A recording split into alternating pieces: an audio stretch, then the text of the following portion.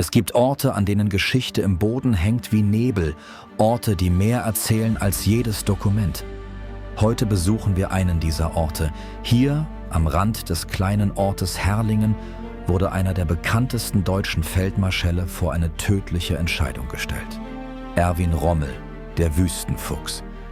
Geliebt von seinen Soldaten, respektiert selbst von seinen Feinden und am Ende Opfer eines Regimes, dem er einst diente. Wir folgen seinen letzten Schritten, vom Platz, an dem Hitlers Abgesandte ihn zum Selbstmord zwangen, zu seinem Grab, verborgen zwischen hohen Bäumen, und schließlich zu dem Haus, in dem Rommel lebte, litt und wo die Gestapo ihn überwachte. Was bleibt von einem Mann, dessen Name bis heute Mythos, Legende und Kontroverse zugleich ist? Genau das wollen wir herausfinden.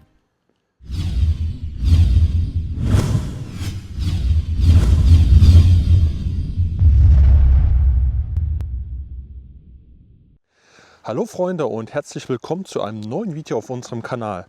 Mein Name ist Christian, wer hier neu auf dem Kanal ist, und ich bin zusammen mit meiner besseren Hälfte Melanie hier im kalten Ulm unterwegs, beziehungsweise in Herrlingen. Und ja, wir sind jetzt hier gerade auf dem Weg zu einer ganz historischen Stätte, denn wir sind hier im Bereich der Stelle, wir müssen wahrscheinlich noch so ein paar hundert Meter laufen, wo damals der Generalfeldmarschall Erwin Rommel zum Selbstmord gezwungen wurde. Und ja, kurz vorab noch mal ein bisschen zu der Personalie Erwin Rommel.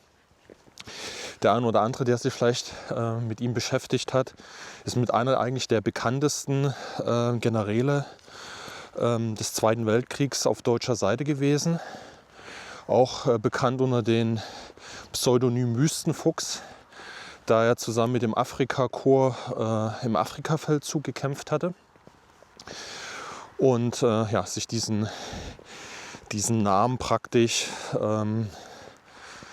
gegeben lassen hat, kann man so fast sagen, von den Alliierten, die gegen ihn gekämpft haben, weil er halt sehr findig taktiert hat und Strategien angewendet hat, sage ich mal, in den Feldzügen, die schon ziemlich clever gewesen sind, und mit seinem Material auch gehaushaltet hat, mit seinen Panzern, mit seinen Truppen, und letztendlich auch dort angegriffen hat, wo man es am wenigsten erwartet hätte, und war dadurch natürlich auch sehr beliebt bei der NS-Obrigkeit, aber natürlich auch beim Volk. Und es wurde ja natürlich auch propagandatechnisch sehr gut ausgeschlachtet, seine Personalie, weil er ja entsprechende Siege davongetragen hat, und das ließ sich natürlich in der Propaganda sehr gut verarbeiten, wurde dann praktisch mehr oder weniger zum Volkshelden stilisiert. Und trotz alledem ist ja sein Werdegang ziemlich schlecht verlaufen. Wir gucken uns eben erstmal an. Genau, hier müsste jetzt die Stelle sein. So, ich dachte jetzt, wir laufen jetzt ein bisschen länger hier rein, aber es war dann doch nur ein kurzes Stück. Also im Prinzip sind wir jetzt so, also ist damals der Generalfeldmarschall Erwin Rommel zusammen mit den Generälen Meisel und Burgdorf hierher gefahren. Also er hatte sich dann praktisch von seiner Familie verabschiedet, nachdem die zwei Herren zu denen nach Hause gekommen sind, weil letztendlich Hitler durch das Attentat, was auf ihn verübt wurde am 20.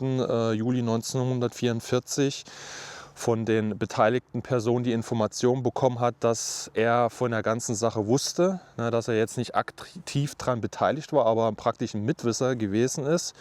Und das hat Hitler halt entsprechend auch geglaubt und hat halt diese beiden Generäle hier vorbeigeschickt an dem 14. Oktober, um ihn vor die Qual der Wahl zu stellen, dass er entweder den Freitod wählen kann, indem er halt Cyankali-Kapsel nimmt, also Gift einnimmt, oder er wird halt verurteilt, was darauf hinausläuft, dass er den Strick um den Hals bekommt und seine Familie wird dann entsprechend deportiert. Und es wird dann halt im Reich halt entsprechend natürlich auch so hingestellt, dass er ein Verräter ist. So hat man dann die Geschichte so umgemünzt, dass er ja an seiner Verletzung, die er damals im Afrika-Feldzug erlitten hatte, wo er vom Jagdbomber im Prinzip, vom alliierten Jagdbomber, eine Kopfwunde davon getragen hat. Und somit konnte man dann der Bevölkerung praktisch oder dem Reich verkaufen, dass er ja an diesen schweren Wunden verstorben ist. So, und hier oben haben wir jetzt einmal diese Gedenkstelle.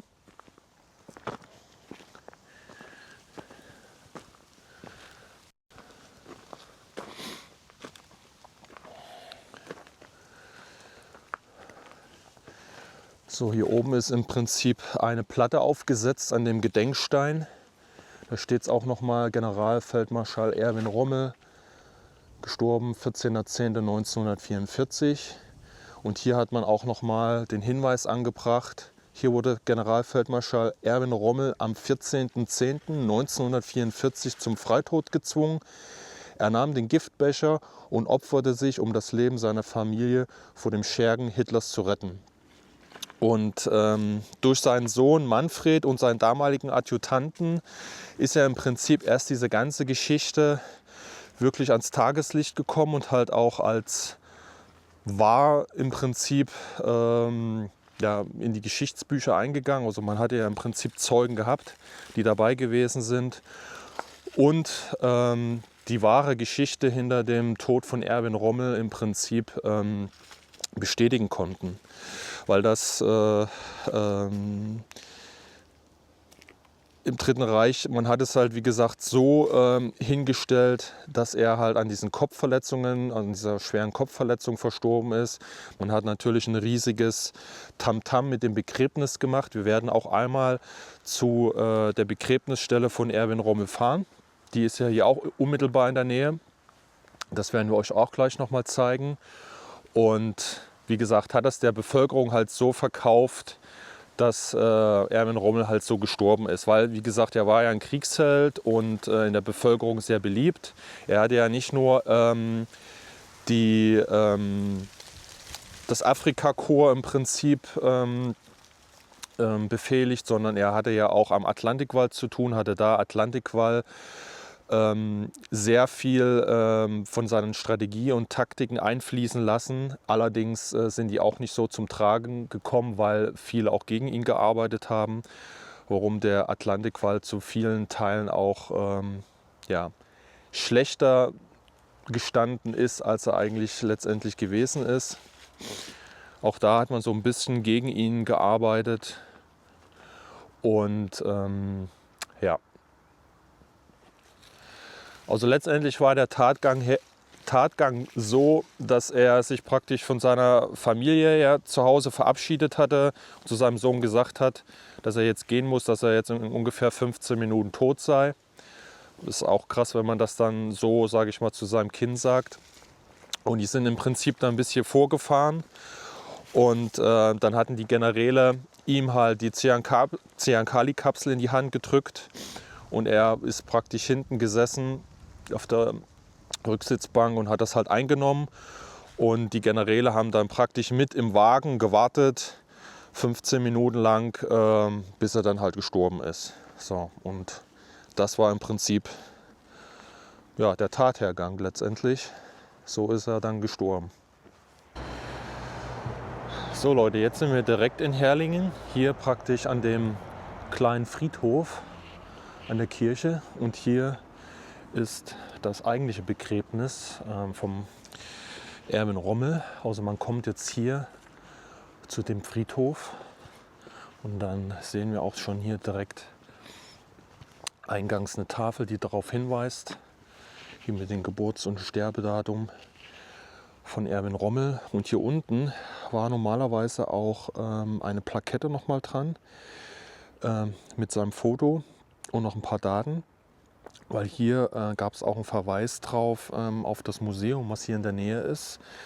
Das war bis 2018, bin ich der Meinung. Es ist jetzt wieder eröffnet worden. Die Ausstellung ist aber noch ein bisschen, ja, umgestellt worden. Vorher ging es wohl nur um Rommel. Jetzt sind aber auch noch andere Werdegänge von anderen Personen da ausgestellt. Das ist heute auch geschlossen, aber es ist auf jeden Fall eine Empfehlung für euch, da auch noch mal reinzugehen. Ich meine, da gibt es noch die Original Uniform von Erwin Rommel, Kartenmaterial Originales, was er genutzt hat und viele andere Sachen. Aber wie gesagt, wir waren da selbst nicht drin. Ich habe das jetzt auch nur nachgelesen. Aber ist sicherlich noch eine Ergänzung, wenn jemand von euch jetzt hier hingehen möchte und sich jetzt die einzelnen Orte halt anschauen will. Rommels Tod wurde vom NS-Regime vertuscht. Hitler ordnete ein pompöses Staatsbegräbnis an, nicht aus Respekt, sondern um die Wahrheit zu verbergen. In Ulm wurde sein Sarg mit militärischen Ehren auf einer Geschützlafette durch die Stadt gefahren. Reden, Ehrenformationen, Hitlers Kranz, alles sorgfältig inszeniert. Die eigentliche Beerdigung war dagegen schlicht und still. Auf dem Friedhof von Herrlingen wurde Rommel im kleinen Kreis beigesetzt, nur Familie, wenige Offiziere und sein engster Stab. Hier liegen bis heute die letzten Spuren eines Mannes, dessen Ende so tragisch war wie sein Aufstieg.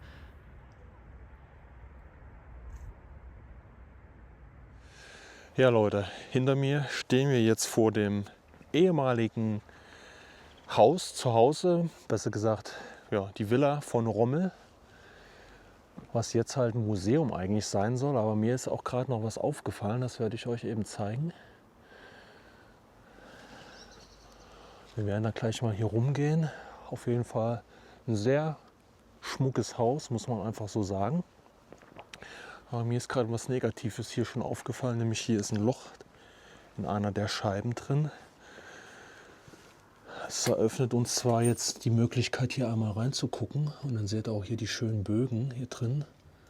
Also das sieht wirklich hier sehr toll aus. Auch diese Lampen da oben, ich weiß jetzt nicht, inwiefern das alles noch original ist. Und auch die Säulen hier, wirklich sehr, sehr schön. Hat schon ein bisschen wieder was, so einen kleinen Touch von mittelalterlichen Anwesen. Und ja, wir gehen einfach mal hier rum.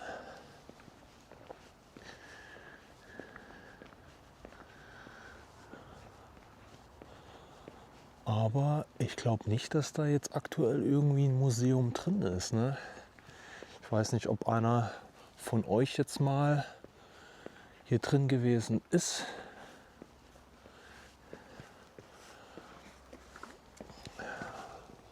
Oh, doch, hier sind schon Ausstellungen.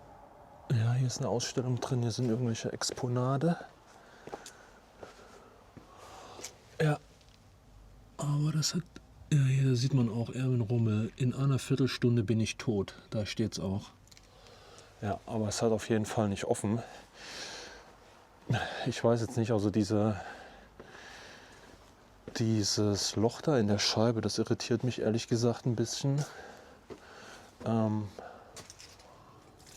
Ich weiß nicht, ob das vielleicht auch irgendwie frisch ist, keine Ahnung. Vielleicht kann ich hier irgendjemand mal ansprechen und darauf hinweisen. Ja, hier haben wir das Ganze nochmal von der Rückseite. Hier ist ein wirklich sehr, sehr schönes Gebäude hier. Gibt es scheinbar auch einen Panoramaweg hier oben noch. Hier mit so einem schönen Brunnen. Das sieht richtig toll aus hier.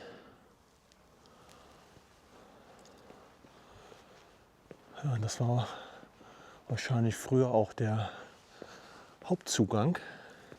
Ach, guckt euch mal die Fenster an hier, das habe ich so auch noch nicht gesehen. Also echt schon so ein kleines burgähnliches Anwesen, muss man schon sagen. Wirklich sehr, sehr toll.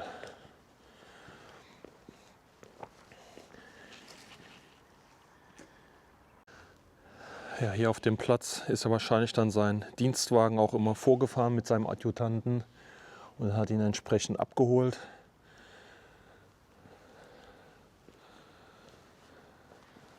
Das wird ja auch alles unter Denkmalschutz stehen. Da wird es auch so keine Veränderung geben. Oha, das sieht mir auch interessant aus hier. Könnte schon wieder sowas wie eine Art Luftschutzbunker sein hier.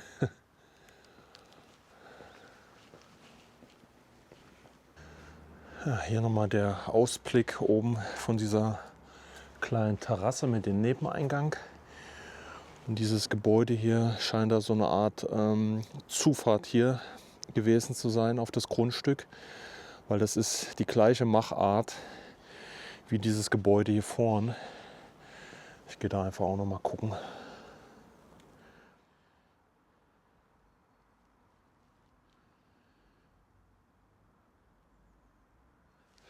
Ja, also ich habe gerade noch mal jemanden hier gefragt.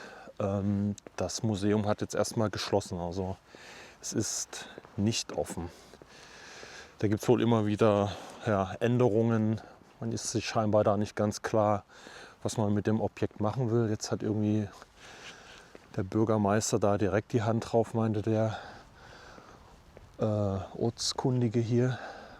Aber von hier unten sehen wir auch noch mal schön jetzt das komplette Gebäude. Ich möchte jetzt hier auch nicht irgendwie mit Drohne oder sowas fliegen. Aber dann habt ihr hier noch mal die bessere Perspektive jetzt.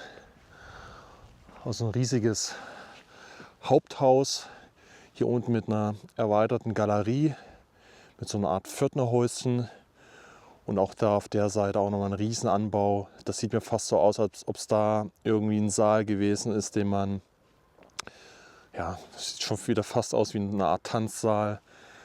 Also sehr schön, zumindest von außen, und einen kleinen Innenblick konnten wir ja durch diese kaputte Scheibe da auch riskieren. Und ja, wenn das mal wieder auf hat, dann werden wir da sicherlich noch mal vorbeigehen. Auf jeden Fall schön, dass man zumindest an dieses Grundstück hier ganz öffentlich rangehen darf und das nicht irgendwie abgesperrt ist oder sonstiges. Das ist schon mal sehr, sehr interessant. Wenn man die Wege geht, die Rommel in seinen letzten Monaten gegangen ist, wirkt Geschichte plötzlich greifbar. Hier, wo seine letzten Entscheidungen fielen, an dem Platz, an dem er sein Leben verlor, an seinem Grab, das still zwischen den Bäumen liegt, und in der Villa, die für kurze Zeit sein Zuhause war, bleiben Fragen zurück, die bis heute bewegen. War Rommel Held, Mitläufer, Gegner oder alles zugleich? Sicher ist nur eines: Sein Ende zeigt, wie ein Regime selbst seine bekanntesten Generäle verschlang, sobald sie unbequem wurden. Und genau deshalb ist es wichtig, solche Orte zu besuchen, festzuhalten und einzuordnen. Denn nur wenn wir verstehen, wie Menschen und Systeme damals funktionierten, können wir begreifen, wie schnell Freiheit verloren gehen kann. Danke, dass ihr uns begleitet habt.